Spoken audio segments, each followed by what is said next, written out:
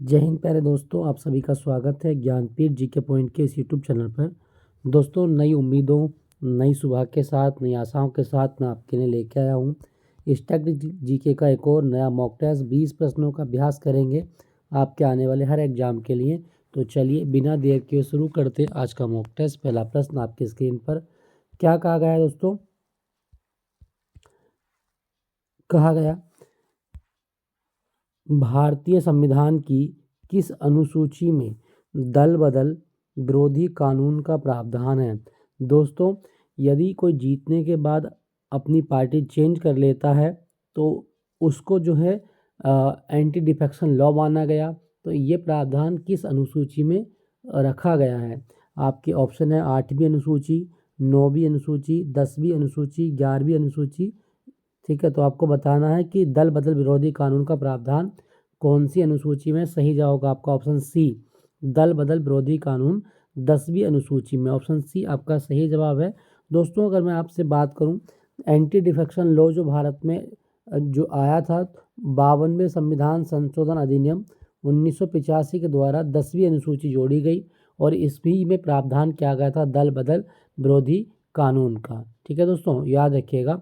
और यहाँ पे सबसे इम्पोर्टेंट जो बात है वो आपको याद रखनी है कि यदि किसी सदस्यता की योग्यता पर अंतिम निर्णय लिया जाएगा तो सदन का अध्यक्ष या सभापति लेता है। तो आपके एग्जाम में कभी क्वेश्चन आए कि किसी संसद सदस्य की अयोग्यता का निर्धारण दल बदल के आधार पर कौन करता है, तो आप बताएंगे सदन का अध्यक्ष या सभापति। ठीक है, तो अगर वो राज्यसभा में है तो उसका सभापति करेगा और लोकसभा में है तो वो स्पीकर करेगा। तो ये आप याद रखना, दल बदल विरोधी कानून ये 10वीं अनुसूची में इसका प्रावधान है और ये 52वां संविधान संशोधन अधिनियम 1985 में जोड़ा गया था। क्लियर, याद रखिएगा। ठीक है दोस्तों, अगर मैं आपसे पूछूं कि भारतीय संविधान को हिंदी भाषा में किसने लिखा, तो आप याद रखना बसंत कृष्ण वैद के द्वारा भारतीय संविधान हिंदी भाषा में लिखा गया। और प्रेम बिहारी नारायण रायजादा द्वारा, तो आप बताएंगे प्रेम बिहारी नारायण रायजादा ने अंग्रेजी भाषा में संविधान लिखा है। ठीक है, दोनों ही क्वेश्चन इंपॉर्टेंट है, आपसे पूछे जाते हैं, तो आप ये याद रखना, प्रेम बिहारी नारायण रायजादा। अगला प्रश्न क्या कहता है? अगले प्रश्न में कहा गया कि यक्षगान भारत के किस राज्य का प्रमुख लोक नृत्य है? दोस्तों, यक्षगान रामायण और महाभारत की कथाओं पर आधारित एक आर्ट है और ये कहाँ पर प्रसिद्ध है? आपके ऑप्शन है केरल, कर्नाटक, तमिलनाडु, आंध्र प्रदेश। सही जवाब होगा आपका इसका ऑप्शन बी, कर्नाटक का प्रसिद्ध लोक नृत्य है यक्षगान। कर्नाटक में यक्षगान के अलावा एक डांस और किया जाता है, वह है ढोलू कुनीथा। तो ढोलू कुनीथा भी आप इसके लिए याद रखना, ढोलू कुनीथा, सुग्गी कुनीथा, पूजा कुनीथा, ये सब कर्नाटक के डांस हैं। कर्नाटक में ढोलू कुनीथा के अलावा भूता कोला डांस भी किया जाता है, भूता कोला। तो ये भी आप याद रखिएगा, भूता कोला डांस कहाँ का है? तो कर्नाटक का डांस है। क्लियर दोस्तों, याद रखिएगा। दोस्तों, इसके अलावा कोई और डांस भी है कर्नाटक का? जी हाँ, वो है आपका उम्मम आर्ट। तो उम्मम आर्ट कहाँ का डांस है? तो ये भी कर्नाटक का लोक नृत्य है। तो ये 4 डांस हो गए आपके, एक यक्षगान, एक ढोलू कुनीथा, भूता कोला और उम्मम आर्ट, ये सारे कर्नाटक के लोक नृत्य हैं। ठीक है दोस्तों। अच्छा दोस्तों, अगर केरल का डांस पूछे आपसे तो केरल का सबसे जो मुख्य डांस है वो आपको मैं बता देता हूँ। जैसे थय्यम आपसे पूछता है, केरल का है। पुली कली आपसे पूछेगा, पुली कली, तो ये भी आप याद रखना केरल का ही डांस है। थय्यम हो गया, पुली कली हो गया, कैको टिटकली हो गया, मरगम कली हो गया, है ना, चविट्टू कली हो गया। मतलब कली वाले डांस कहाँ के होते हैं? वो केरल के होते हैं। मोहिनी अट्टम भी केरल का है लेकिन वो क्लासिकल डांस होता है। तमिलनाडु की बात करूँ तो यहाँ का सबसे प्रसिद्ध जो लोक नृत्य है वो है कुम्मी, एक है आपका करगम। कुम्मी और करगम कहाँ के नृत्य हैं? तो तमिलनाडु के। आंध्र प्रदेश का आप जानते हैं घंटा मर्दाला आंध्र प्रदेश का लोक नृत्य है, घंटा मर्दाला। क्लियर, ये भी आप याद रखना। चलिए अगले प्रश्न की बात करते हैं। अगला प्रश्न, यूनेस्को का मुख्यालय कहाँ पर है? तो दोस्तों, हमें बताना यूनेस्को का मुख्यालय। आपके ऑप्शन है जेनेवा, न्यूयॉर्क, पेरिस या वियना। यूनेस्को दुनिया में एजुकेशन, साइंस और कल्चर यानी कि शिक्षा, विज्ञान और संस्कृति के संरक्षण का कार्य करता है और ये कहाँ पर है? आपका ऑप्शन होगा ऑप्शन सी, यूनेस्को का मुख्यालय पेरिस में है। यूनेस्को की स्थापना कब हुई? तो 16 नवंबर 1945 को इसकी स्थापना की गई थी। United Nation Educational and Scientific Cultural Organization UNESCO, इसका मुख्यालय फ्रांस की राजधानी पेरिस में है। और पेरिस किस नदी के किनारे है, तो आप बताएंगे सीन नदी के किनारे है। सीन नदी के किनारे है पेरिस, तो यूनेस्को का मुख्यालय पेरिस में है। अगला प्रश्न, काजीरंगा राष्ट्रीय उद्यान किसके लिए प्रसिद्ध है। दोस्तों काजीरंगा राष्ट्रीय उद्यान की जो नेटिव स्पीसीज है वो क्या है, आपके ऑप्शन है एशियाई शेर, एक सींग वाला गैंडा, ऑप्शन सी में लिखा गया बंगाल टाइगर, और एक ऑप्शन डी है जंगली हाथी। तो काजीरंगा राष्ट्रीय उद्यान ये असम में है, असम। और अगर आपसे पूछे कि ये किसके लिए प्रसिद्ध है, तो आप बताएंगे एक सींग वाले गैंडे के लिए काजीरंगा राष्ट्रीय उद्यान दुनिया में प्रसिद्ध है, तो ये आप याद रखिएगा। और काजीरंगा राष्ट्रीय उद्यान से कौन सी नदी होकर बहती है, तो आप बताएंगे ब्रह्मपुत्र नदी काजीरंगा राष्ट्रीय उद्यान से होकर बहती है, ब्रह्मपुत्र नदी। तो ये असम में है, ये आप याद रखिएगा, आपसे पूछा जाता है कई बार एग्जाम में, तो ये आपके दोबारा एग्जाम में फिर आ सकता है। दोस्तों यहाँ पे लिखा गया एशियाई शेर, तो एशियाई शेरों के लिए कौन सा राष्ट्रीय उद्यान प्रसिद्ध है, तो आप बताएंगे गिर, गिर नेशनल पार्क। ये गुजरात में है, सौराष्ट्र क्षेत्र में। तो गुजरात के सौराष्ट्र में गिर नेशनल पार्क एशियाई शेरों के लिए प्रसिद्ध है। ठीक है दोस्तों, याद रखना, आपसे पूछा जा सकता है। अगला प्रश्न क्या कहता है, भारत के किस शहर को साइलेंट वैली के नाम से जाना जाता है। दोस्तों साइलेंट वैली जो है ना, ये सबसे पहले तो आप याद रखिएगा कि ये पश्चिमी घाट पर है, पश्चिमी घाट पर स्थित है और एक नेशनल पार्क का दर्जा इसको मिला हुआ है। साइलेंट वैली अपनी जैव विविधता के लिए बड़ा प्रसिद्ध है। जैव विविधता, यहाँ की जो जैव विविधता है वो बहुत ज़्यादा मतलब यूनिक है, और वर्तमान में ये जैव विविधता के हॉटस्पॉट भी माने गए हैं। ठीक है, तो साइलेंट वैली नेशनल पार्क वो कहाँ पर है, जवाब होगा पलक्कड़ में। पलक्कड़ कहाँ पर, केरल में। तो भारत के किस शहर को साइलेंट वैली कहा गया, पलक्कड़ केरल को कहा जाता है। ठीक है दोस्तों, silent valley national park Nilgiri biosphere reserve का हृदय कहलाता है, ये भी आप याद रखिएगा। और यहाँ पे कौन सी नदी बहती है, कांतीपुझा। साइलेंट वैली नेशनल पार्क में एक नदी बहती है कांतीपुझा नदी, जो भरतपुझा की सहायक नदी है। तो आपसे पूछा गया था प्रश्न में कि किस शहर को साइलेंट वैली कहा गया है, तो पलक्कड़ को कहा जाता है। पलक्कड़ केरल में है, आप याद रखिएगा।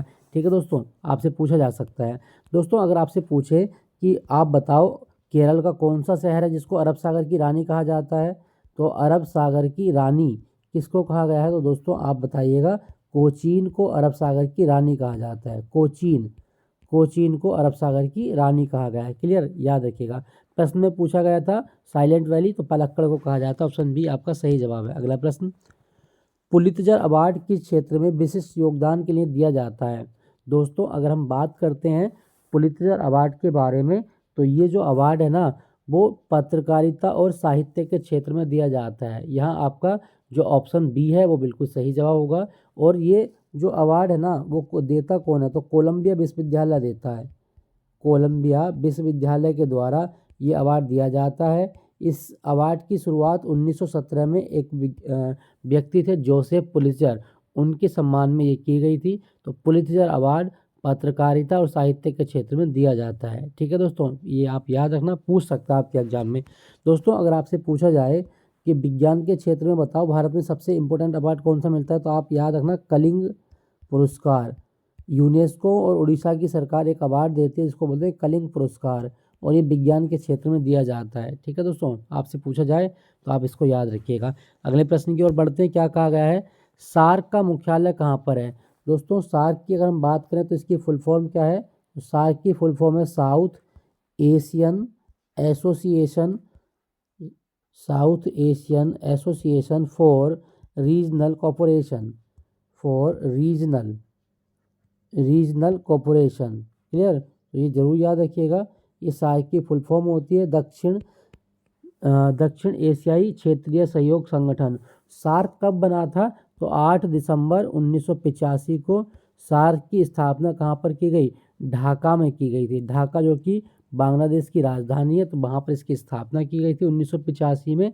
लेकिन सार्क का जो सचिवालय आज हम देखते हैं वो है आपका नेपाल की राजधानी काठमांडू में। तो पहले तो इसकी फुल फॉर्म याद रखिएगा, south Asian Association for regional cooperation. 8 दिसंबर 1985 को ढाका में इसकी स्थापना की गई। और इसका मुख्यालय कहाँ पर है, तो आप बताएंगे सार्क का मुख्यालय काठमांडू में है, काठमांडू। ठीक है, ये जरूर याद रखना, आपसे पूछ सकता है। तो चलिए अगले प्रश्न की ओर बढ़ते हैं। इसका सही जवाब होगा आपका ऑप्शन सी, काठमांडू में।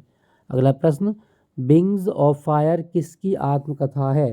दोस्तों अगर हम बात करते हैं विंग्स ऑफ फायर किसकी आत्मकथा है, ऑप्शन है अटल बिहारी वाजपेयी जी और APJ अब्दुल कलाम, महात्मा गांधी और जवाहरलाल नेहरू। सही जवाब होगा डॉक्टर APJ अब्दुल कलाम की आत्मकथा है wings of fire. Wings of fire doctor Kalam साहब की आत्मकथा है। दोस्तों क्या आप बता सकते हैं कि अब्दुल कलाम द्वीप कहाँ पर है? तो आप बताएंगे उड़ीसा में बालासोर में अब्दुल कलाम द्वीप है। डॉक्टर APJ अब्दुल कलाम द्वीप कहाँ पर है? उड़ीसा के बालासोर में है। ठीक है, याद रखिएगा, आपसे पूछा जाता है। और अगर आपसे पूछे कि अब्दुल कलाम जी को भारत रत्न कब मिला था, तो आप बताएंगे 1997 में अब्दुल कलाम जी को भारत रत्न दिया गया था। क्लियर, याद रखिएगा। इनको क्या उपाधि मिली? तो इनको मिसाइल मैन कहा जाता है। तो भारत का मिसाइल मैन किसको कहा गया? डॉक्टर कलाम साहब को भारत का मिसाइल मैन कहा गया है। क्लियर, याद रखिएगा। दोस्तों यहाँ पे लिखा गया है महात्मा गांधी। महात्मा गांधी की आत्मकथा का नाम क्या है? My experiment with truth. My experiment with truth, सत्य के साथ मेरे प्रयोग, ये महात्मा गांधी की आत्मकथा है। तो ये जरूर याद रखिएगा, my experiment with truth. Clear, पूछ सकता है आपके एग्जाम में। प्रश्न में पूछा गया था विंग्स ऑफ फायर, तो डॉक्टर APJ अब्दुल कलाम की आत्मकथा है। अगला प्रश्न, विश्व ओजोन दिवस कब मनाया जाता है? दोस्तों ओजोन दिवस हर साल ओजोन परत के संरक्षण और उसके महत्व को बताने के लिए, लोगों को उसके प्रति जागरूक करने के लिए मनाया जाता है। तो हर साल 16 सितंबर को विश्व ओजोन दिवस मनाया जाता है। और मैं आपको बता दूं मॉन्ट्रियल प्रोटोकॉल, मॉन्ट्रियल प्रोटोकॉल एक प्रोटोकॉल है जो ओजोन परत के संरक्षण के बारे में बात करता है। और ये कब साइन हुआ था? 1987 में। तो आप याद रखना ओजोन दिवस 16 सितंबर को होता है। ठीक है दोस्तों अगर आपसे पूछे कि ओजोन परत कहाँ पाई जाती है, तो आप बताएंगे समताप मंडल में ओजोन परत का विस्तार है। ठीक है, समताप मंडल। और ओजोन परत क्या काम करती है कि सूर्य से आने वाली हानिकारक पराबैंगनी किरणें हैं, इनको रोक लेती है, UV रेस को रोक लेती है। तो ये जरूर याद रखना, आपसे पूछा गया था। ओजोन दिवस 16 सितंबर को मनाया जाता है। अगला प्रश्न, भारत का सबसे पुराना तेल शोधक कारखाना कहाँ पर स्थित है? तो दोस्तों भारत का सबसे पुराना तेल शोधक कारखाना कहाँ है? ऑप्शन है जामनगर, डिगबोई, हल्दिया या बरौनी। तो भारत में सबसे पहला तेल का कुआं कहाँ खोदा गया था? आप बताएंगे असम के तिनसुकिया जिले में डिगबोई में खोदा गया था। तो सबसे पुराना तेल शोधक कारखाना असम के डिगबोई में है। ठीक है दोस्तों, डिगबोई असम, और ये तिनसुकिया जिले में है। ये भी आपको याद रखना, आपसे पूछ सकता है। दोस्तों अगर आपसे पूछा जाए कि असम में जो डिगबोई क्षेत्र है वो किस लिए प्रसिद्ध है, तो आप याद रखिएगा तेल भंडार यहाँ पे पाए जाते हैं। ठीक है, कई बार एग्जाम में क्वेश्चन पूछ लेता है, इस तरह के घुमा के क्वेश्चन पूछ लेगा। तो असम इसका सही जवाब होगा, डिगबोई क्षेत्र। क्लियर, याद रखिएगा। अगला प्रश्न, ओपेक का संगठन का मुख्यालय नहीं पूछा, इसने पूछा उद्देश्य क्या है। दोस्तों ओपेक एक संगठन है जो पेट्रोल निर्यातक देशों का एक ग्रुप है। और ये जो ओपेक संगठन है ये तेल की कीमतों का नियंत्रण करता है दुनिया में।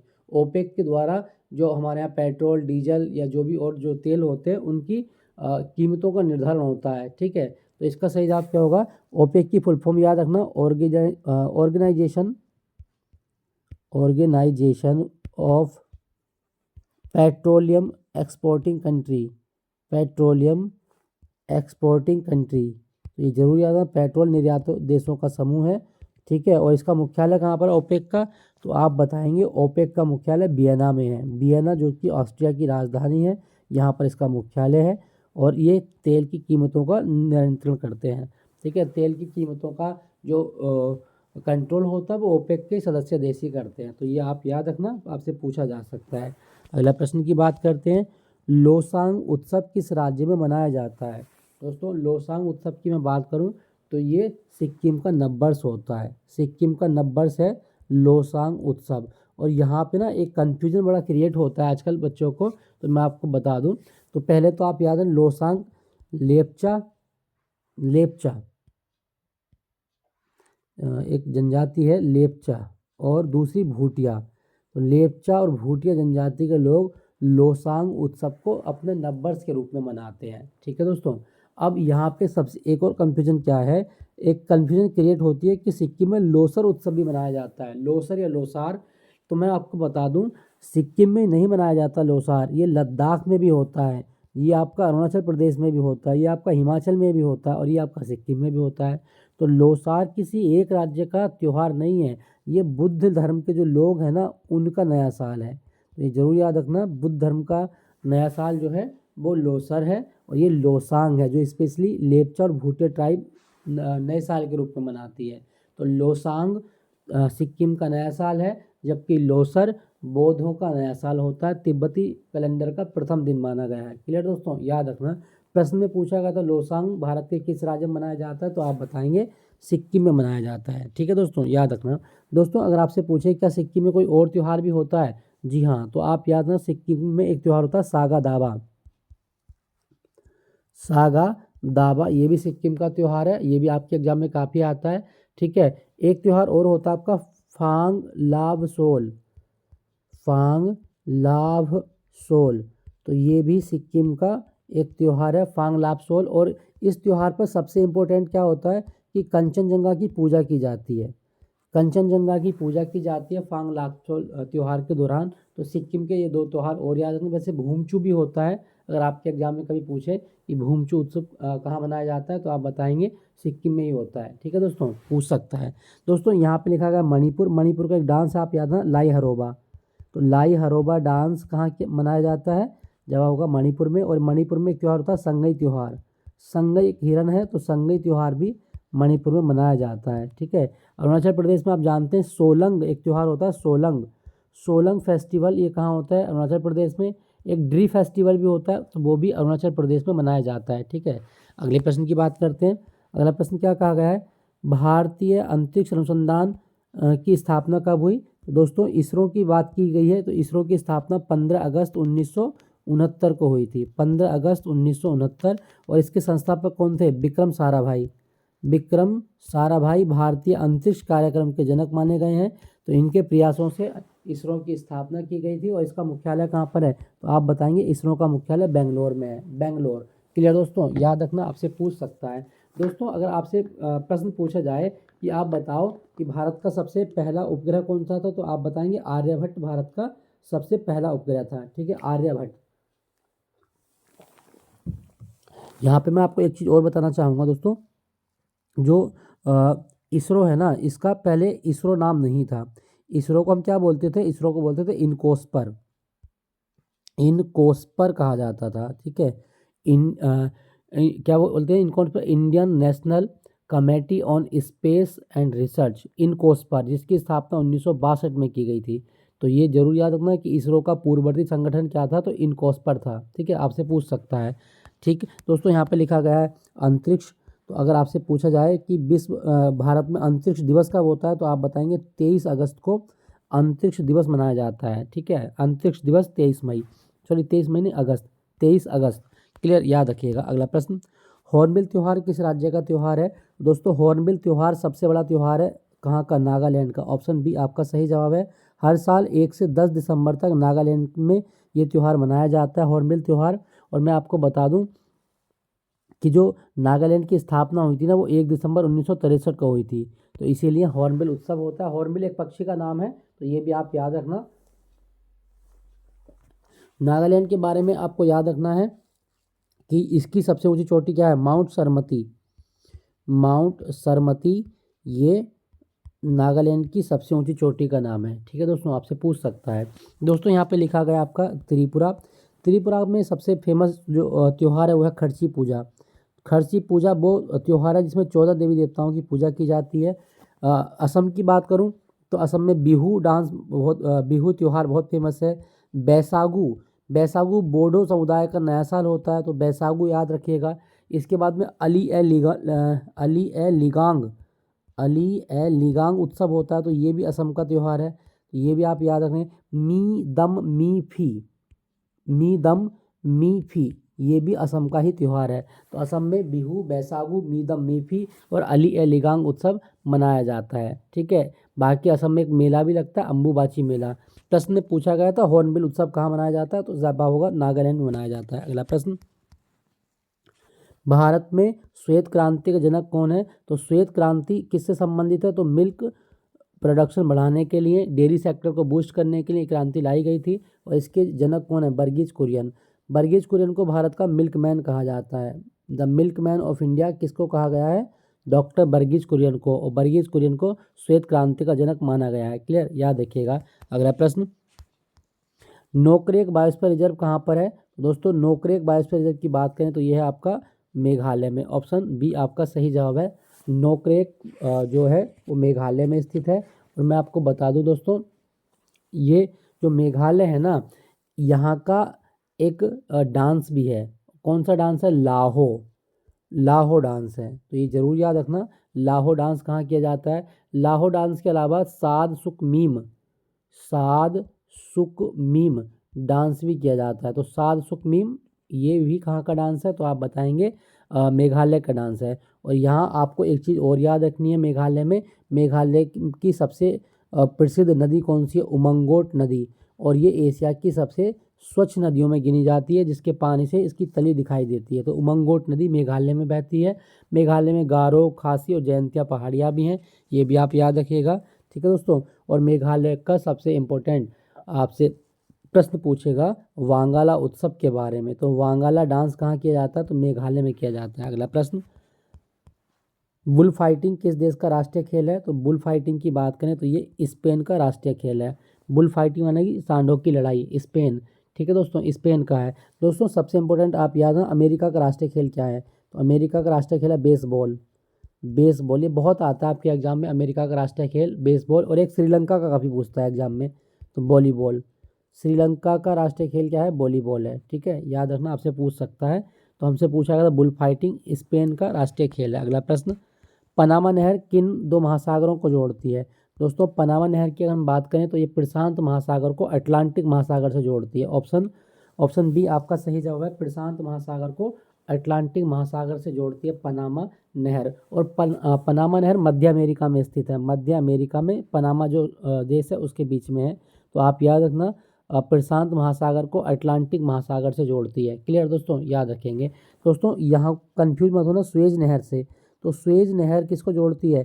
सुएज नहर भूमध्य सागर को किससे जोड़ती है? लाल सागर से जोड़ती है। तो ये जरूर याद रखना, भूमध्य सागर को लाल सागर से जोड़ने वाली नहर वो है सुएज नहर। हमसे पनामा नहर पूछा गया तो प्रशांत और अटलांटिक महासागर को कनेक्ट करती है। अगला प्रश्न क्या कहा गया है? भारत रत्न से सम्मानित होने वाली पहली महिला कौन थी? तो भारत रत्न सबसे पहले दिया गया था इंदिरा गांधी को महिलाओं में। तो ऑप्शन जवाब होगा ऑप्शन बी, भारत रत्न से सम्मानित होने वाली पहली महिला इंदिरा गांधी। क्लियर, याद रखना। और भारत रत्न की शुरुआत कब हुई है? 2 जनवरी 1954 को ये शुरुआत हुई थी। ठीक है, सबसे पहले सर्वपल्ली राधाकृष्णन, सी राजगोपालचारी, डॉक्टर CV रमन जो वैज्ञानिक थे, उनको ये अवार्ड दिया गया है। ठीक है, तो महिला पूछी गई थी, सही जवाब होगा आपका इंदिरा गांधी। इंदिरा गांधी की आत्मकथा क्या है? माई ट्रुथ इंदिरा गांधी की आत्मकथा है। अगला प्रश्न क्या कहा गया? गरबा किस राज्य का लोक नृत्य है जिसको हाल ही में यूनेस्को की सूची में शामिल किया गया है? सही जवाब होगा आपका ऑप्शन बी। गरबा जो है वो राजस्थान नहीं, गुजरात का है। ठीक है, गुजरात में किया जाता है। और गुजरात में गरबा के अतिरिक्त टिप्पानी डांस भी फेमस है। टिप्पानी डांस, भवई किया जाता है, भवई पदहार किया जाता है। तो ये भी आप याद रखना। इसके अलावा डांडिया रास भी फेमस है गुजरात में। तो गरबा आपसे पूछा गया था, और गरबा को 2023 में यूनेस्को की सूची में शामिल किया गया था। तो गरबा गुजरात का है। ठीक है दोस्तों, याद रखिएगा। दोस्तों तो ये था आज का मॉक टेस्ट। आई होप ये सेशन आपको अच्छा लगा होगा। अच्छा लगे तो अपने दोस्तों के साथ शेयर कीजिएगा, लाइक कीजिएगा। फिर मुलाकात होगी आपसे यूपी जीके के सेट के साथ। 12 बजे यूपी जीके का सेट आएगा दोपहर को, तो आप उसको हल कीजिएगा और अपना ख्याल रखिएगा। Thank you for watching Jnanpith GK point.